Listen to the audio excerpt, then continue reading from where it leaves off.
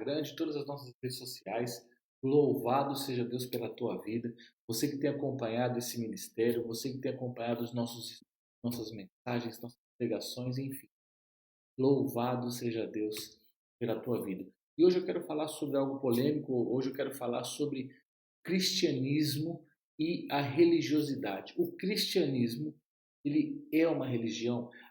O que Jesus veio implantar, o que Jesus veio pregar, o que Jesus ensinou é uma religião.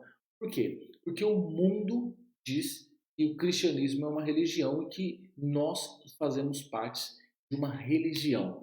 E é sobre isso que eu quero falar hoje contigo.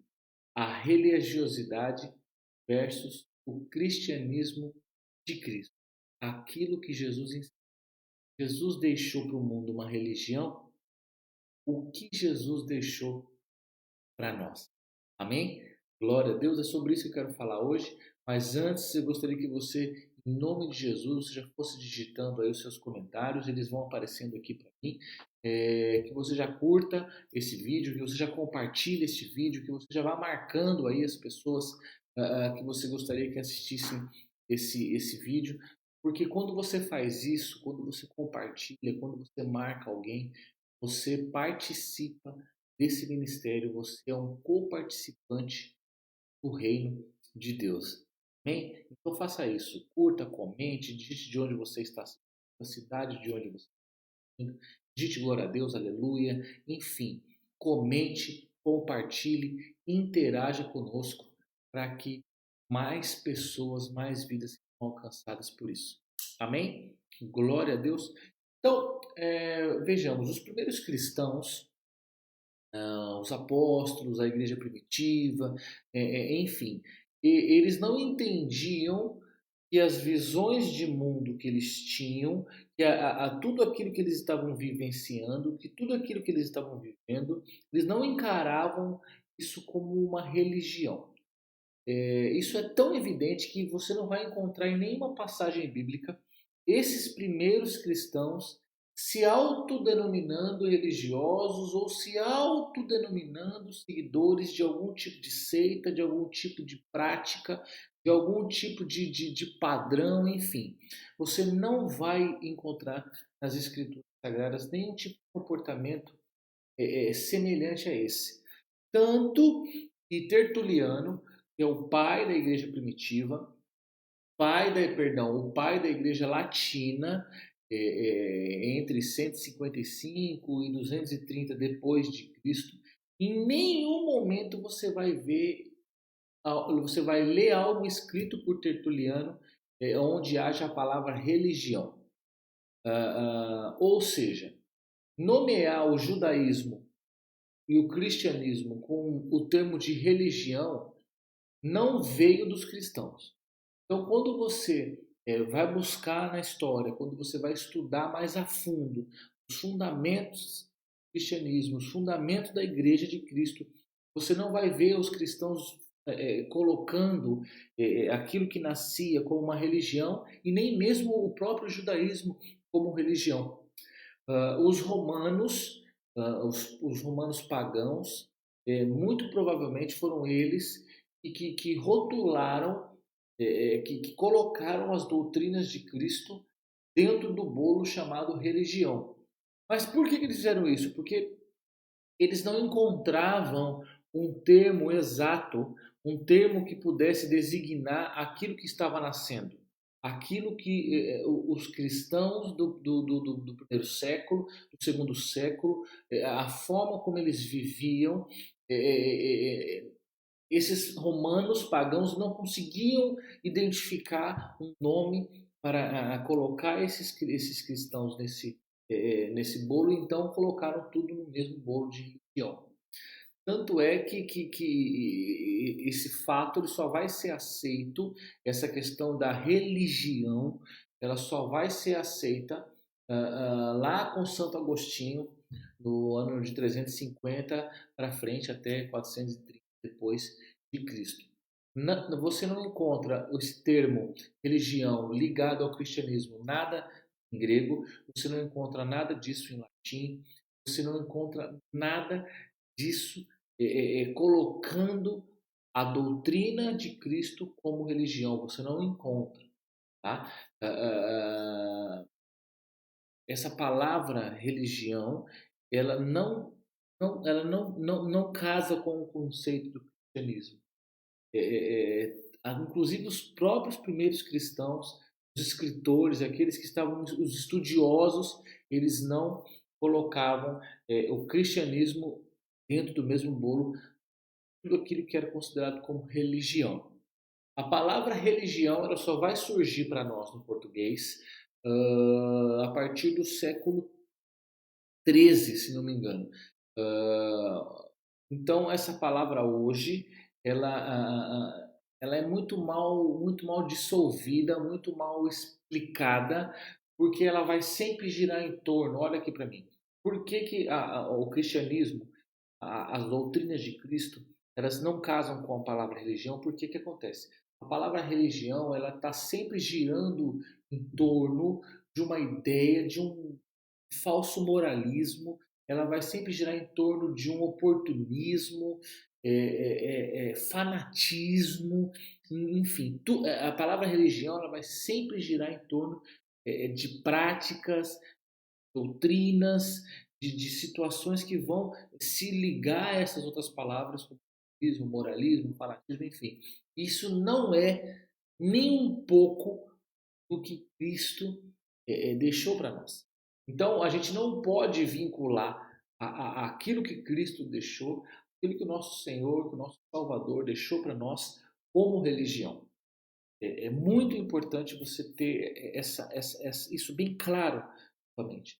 O que Jesus deixou não foi uma religião. O que Jesus criou, o que Jesus iniciou, o que Jesus deu sequência, não foi numa religião. Porque a palavra religião ela está sempre ligada a um método ou a uma crença ou a algo que os homens usam para se aproximar de Deus. Então, vamos lá. O que é a religião? A religião ela são métodos, crenças, são formas que o homem faz para se aproximar de Deus. Então, diante desse conceito de religião, então Cristo não veio fundar uma religião nova, Cristo não veio criar uma religião nova, Cristo não veio criar nada, porque se a religião, no seu próprio termo, diz que ela é algo que é um método, é uma forma do homem chegar até Deus, mas na verdade o nosso conceito que nós temos é que Deus veio até o homem. Aleluia, glória a Deus, por meio de Cristo. Então, a questão do cristianismo e a religião, elas não combinam nem conceitualmente. Eu não sei se você está conseguindo compreender. Porque a religião ela é um método, uma crença, algo que o homem tem que fazer para chegar até Deus. Só que nós aprendemos que Deus veio até nós. E por meio de Cristo, nós então podemos ter um relacionamento com o Pai. Então, conceitualmente, o cristianismo não bate com a religião. Com religião nenhuma. Então, você precisa ter isso bem claro, porque isso que eu estou te dizendo, isso que eu estou te ensinando, é um fundamento básico da fé cristã. Então, só que o nosso inimigo, o inimigo das nossas almas, ele compreendeu isso muito bem. Então, ele se sentiu perdido. Ele falou, bom, e agora? Porque Deus veio e implantou algo completamente novo, completamente inexistente. Então, ele precisa distorcer essa verdade. Então, ele precisa distorcer isso e tentar pegar todas essas doutrinas, todos esses ensinamentos que Cristo nos deixou e jogar dentro do bolo da religião, porque ali no meio do bolo da religião ele é só mais um. Está conseguindo compreender? Foi isso que o diabo fez com a mente dos homens. Pegou todos os conceitos, todas as doutrinas, tudo aquilo que Jesus deixou e ele conseguiu reverter a mente humana e colocou isso tudo no mesmo bolo. Tudo no mesmo bolo chamado religião. Então você tem lá 3, 4, 5, 10 opções de religião, 20, 30, 40, e você escolhe uma e tudo bem. Só que então, o que as pessoas fizeram? Sempre na busca da religiosidade. Então elas transformaram isso em algo que nós chamamos de sincretismo religioso. O que é? É uma nova forma de enxergar os ensinamentos de Cristo. Ou seja, uma forma de enxergar os ensinamentos de Cristo dentro do bolo da religião. Ou seja, existem coisas que parecem que são de Deus, mas não são. Existem coisas que são espirituais, mas não são. Existem coisas que devemos fazer, mas que não são ensinamentos de Cristo. Então, devido a esse sincretismo religioso que foi implantado pelo homem na busca de uma espiritualidade, as pessoas começaram a dizer: ah, mas não tem mal nenhum fazer isso. Ah, mas isso aqui eu posso fazer. Isso aqui eu posso fazer. Ah, mas isso aqui eu posso fazer. Ah, mas o que é importante é ser feliz. Ah, mas o importante é isso. Ah, Deus entende. Então o que foi acontecer? Esse sincretismo religioso, essa mistura, porque pegaram os ensinamentos de Cristo e colocaram no bolo chamado religião. Hoje, agora, ninguém consegue distinguir mais o que é bem, o que é mal, o que é trevas, o que é luz. E os cristãos, que são o sal da terra, que são a luz do mundo, estão nesse bolo chamado religião. Toda religião, ela vai gerar segurança. Toda religião, ela vai trazer prisão. Toda religião vai trazer infelicidade, falta de harmonia. Por quê? Porque a religião é um conceito humano. Todo conceito humano, ele apresenta falhas. No caso da religiosidade, primeiro ponto, você busca a Deus com conceitos, métodos, se aproximar de Deus com conceitos e métodos e padrões, já está fora daquilo que nós acreditamos, que Cristo veio até nós, mediante o seu sacrifício. Diante disso tudo, eu separei 3 tipos de religiosos que existem nos dias. O religioso ímpio. Quem que é o religioso ímpio? É aquele homem que não conhece a Deus, é aquele homem que peca torto à direito, faz o que bem entende, vive a sua vida ao seu bel prazer. Mas, quando ele passa perto de uma igreja, ele faz o sinal da cruz. Então, ele é religioso, mas ele é um ímpio. Ele é um homem mundano. Um homem, às vezes, até maligno. Só que, quando passa numa igreja, faz o sinal da cruz. Então, existe uma religiosidade nele. Ele acredita que, fazendo aquele sinal da cruz, ele vai se aproximar de Deus. Essa é a religiosidade do ímpio. E existe também o religioso padrão, que eu costumo. É o religioso que hoje vive a moda gospel. Ele vai na igreja cristã, evangélica, protestante, ele gosta da música, ele até oferta de vez em quando, mas ele não larga, gosta das coisas. Muitas vezes ele até serve na igreja, ele até trabalha na igreja, mas ele ainda tem uma dada ao pecado. Não teve uma transformação da tua mente, dos teus pensamentos, do teu conceito, ele ainda não tem a mente. E existe também os religiosos sinceros. Quem são esses religiosos sinceros? São crentes sinceros, mas que estão contaminados com religiosidade. Eles já aceitaram a Cristo, já receberam Jesus como Senhor de suas vidas. Eles são sérios, são pessoas de bem, são pessoas de Deus, mas eles ainda estão contaminados com religiosidade. Por quê? Porque a religiosidade ela vai sempre querer impedir alguém de chegar a Cristo. Porque a religiosidade ela vai sempre querer desqualificar o ser humano. A religiosidade vai sempre querer inferiorizar o ser humano. Por quê? Porque a religião ela sempre tem essa postura, que é impedir o nosso crescimento. Olha aqui para mim, não me compreenda mal. Não estou dizendo que nós somos muita coisa, não estou dizendo isso. Estou dizendo que a religião ela vai sempre impedir o seu crescimento de uma vida espiritual. A religiosidade vai sempre te impedir de viver exatamente aquilo que Cristo quer que você viva. Olha só o que está lá em Marcos, no capítulo 10, no versículo 47 e 48. E ouvindo que era Jesus de Nazaré, começou a clamar e a dizer: Jesus, filho de Davi, tem misericórdia de mim. E muitos o prendiam, que ele se calasse. Ele clamava cada vez mais alto: Filho de Davi, tem misericórdia de mim. Ou seja, a religiosidade escraviza as pessoas. Esse homem, esse cego, ele gritava por Jesus e as pessoas repreendiam ele. Essas pessoas são.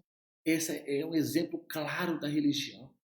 O que a religiosidade faz? Ela impede você de se aproximar daquilo que Jesus ensinou. Oh, meu Deus.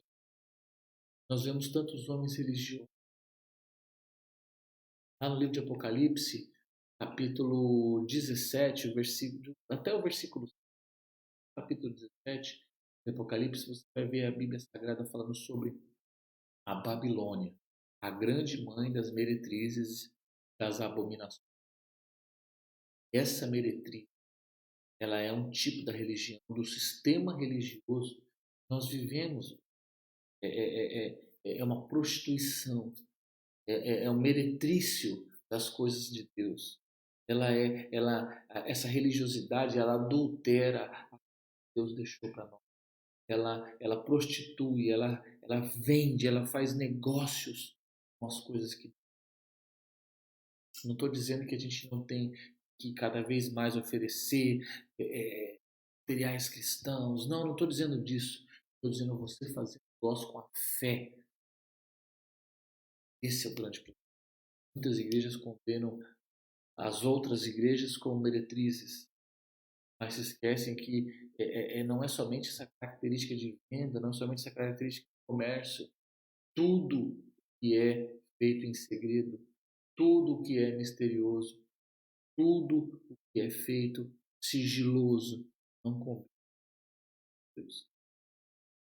Mas, então, como que nós temos que, para não vivermos dentro desse sistema religioso, dentro dessa religiosidade? Eu não estou dizendo aqui que você é da igreja, pelo amor de Deus, você precisa estar, você precisa congregar.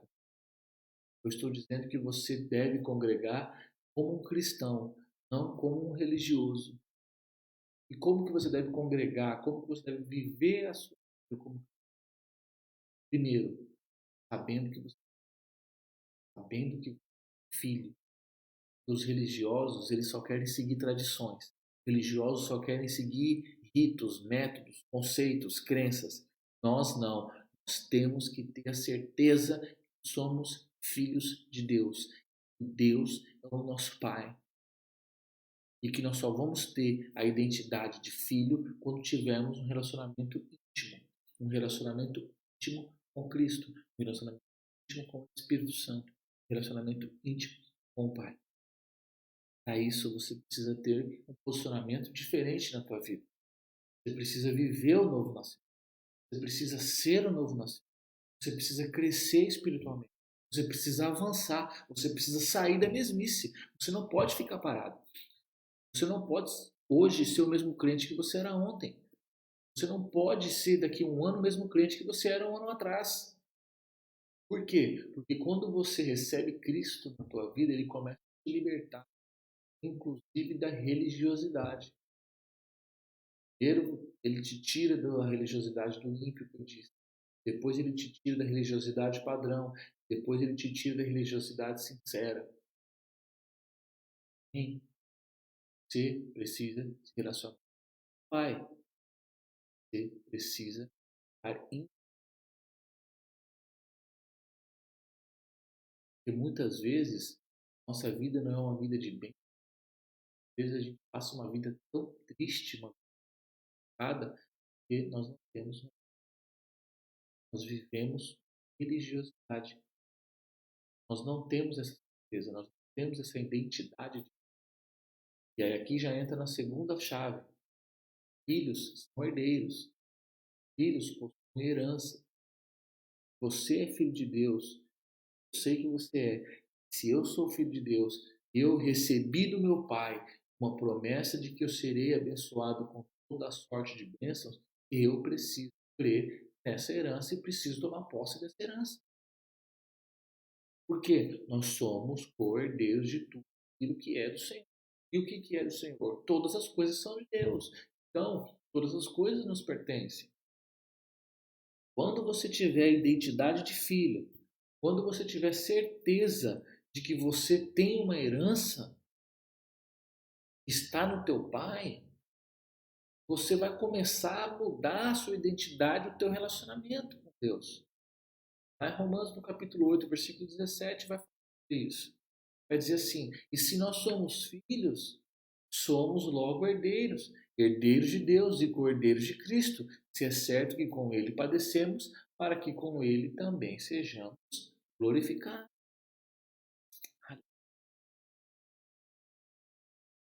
Você precisa se posicionar, você precisa saber que você tem uma herança. E aí então as suas dificuldades, os seus problemas ser resolvidos pelo teu Pai. Jesus vai falar sobre isso.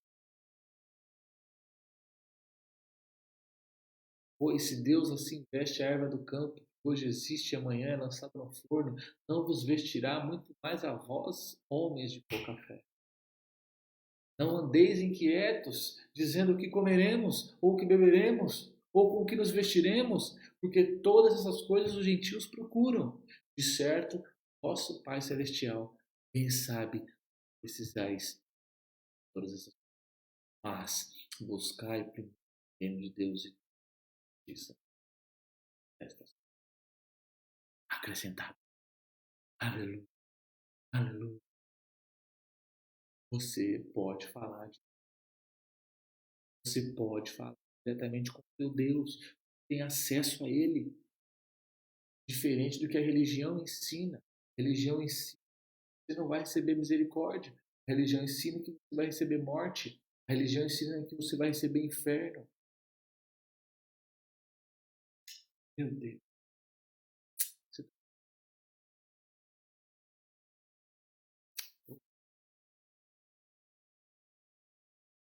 Aí no livro de João, no capítulo 2, no capítulo, vai dizer assim para Maria: mulher, que tenho eu contigo? Ainda não é chegada a mim. Então ela falou ao servo: fazei tudo o que ele vos disser. Olha o que Jesus disse: mulher, tenho eu contigo. Estava dizendo que ela tinha sido apenas entendida, apenas uma pessoa. Ventre foi usado pela incubadora do corpo de Jesus. Ela não é Deus.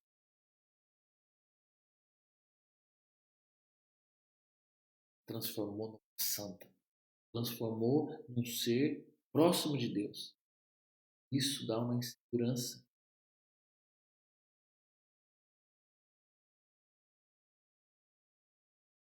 Ser filhos de Deus. Deus respeita o seu livre-arbítrio, mesmo que a sua decisão seja errada. Deus nos deu liberdade. Ele veio também para libertar os cativos. Liberta os cativos. Verdade.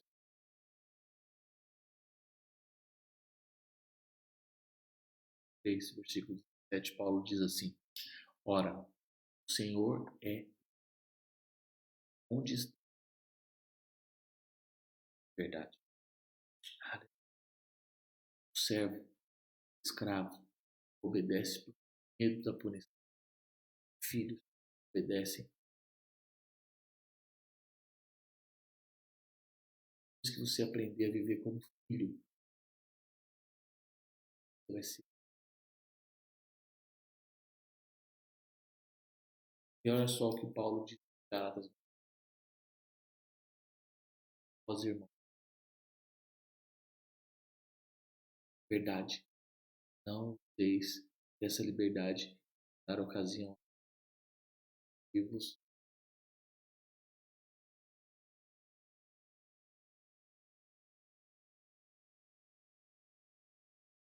Era você voltar.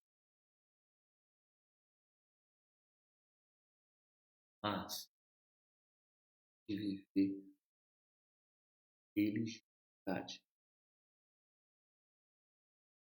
religiosos, filhos, todas as. Então, haja como cordeiro, haja livre em Cristo. Amém? Glória a Deus. Espero que essa mensagem tenha alcançado o teu espírito, alcançado a tua alma, te edificado poderosamente. Amém? Glória a Deus. Antes de encerrar, eu gostaria de apresentar para vocês os livros que já estão grandemente abençoados, nossa poderosa na vida de muitas pessoas. Testemunhos de edificação para os. Amém? Então está aqui o meu livro As Quatro Torres, Zonas de Ataque Espiritual, por onde Satanás tem atacado a vida dessa geração. Tem dado de artimanha para os cristãos saber quais são. Está aqui no livro As Torres do Espiritual, sucesso de vendas na internet para a glória do Senhor. Mais de 3.000 exemplares vendidos. Último e-mail fez o lançamento. Bom, tem aqui também o livro A Nova Criatura. Está aqui. O que aconteceu no mundo espiritual depois que você Jesus? Eu me transformei numa nova criatura. Eu sou uma nova criatura agora. Tá. Qual que é a diferença da nova criatura para a velha? Se você for pregar o evangelho para alguém, você vai falar assim para ele: olha, recebe Cristo, você precisa entregar sua vida para Jesus. E aí você vai ter uma nova vida, você vai se tornar uma nova criatura. Aí a pessoa vai te perguntar: tudo bem, eu até recebo esse Jesus aí, mas o que vai acontecer comigo? Saber essas respostas. Estão todas aqui nesse livro fantástico. Uma palavra poderosa que Deus colocou no meu coração. E ensina-nos como orar. Então esse livro aqui é fantástico. Por quê? Certa vez os discípulos de Jesus chegaram até ele e disseram assim: Mestre, ensina-nos como orar. E os discípulos de João Batista aprenderam a orar com ele. Ou seja, os discípulos de João Batista aprenderam a orar com João Batista. Os discípulos de Jesus aprenderam a orar com Jesus. E você? Aprendeu a orar com quem? Bom, tá aqui, ó, o Pai Nosso como um modelo de oração diária. E os discípulos de Jesus falaram para ele: Senhor, nos ensina a orar. Ele deixou o Pai Nosso. Jesus deixou o Pai Nosso para você como um modelo das nossas orações, para a gente usar todos os dias. Nesse livro está aqui, eu vou explicar verso por verso da oração do Pai Nosso, como você deve utilizar ela e aplicar nas suas orações do dia a dia. Amém? Glória a Deus. Pastor, onde que eu encontro os livros? Está aqui, ó. Encontro os livros lá, www.ericsantos.br. Se você mora em Portugal, só você mandar uma mensagem para mim, eu mando diretamente daqui em Portugal. Nós estamos aqui em Portugal. Se você está no Brasil,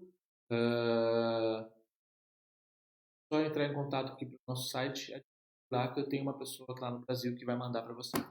Amém? Glória a Deus. Se você mora no Portugal, na Europa, nós temos vendido livros para a Suíça, Alemanha, Holanda. Se você está na Europa, você entra em contato por e-mail que a gente manda daqui mesmo, na Europa, para você. Amém? Glória a Deus, louvado seja Deus pela tua vida. Não se esqueça de compartilhar, não se esqueça de digitar as suas dúvidas no comentário, que nós vamos responder com o maior prazer. Deus te abençoe.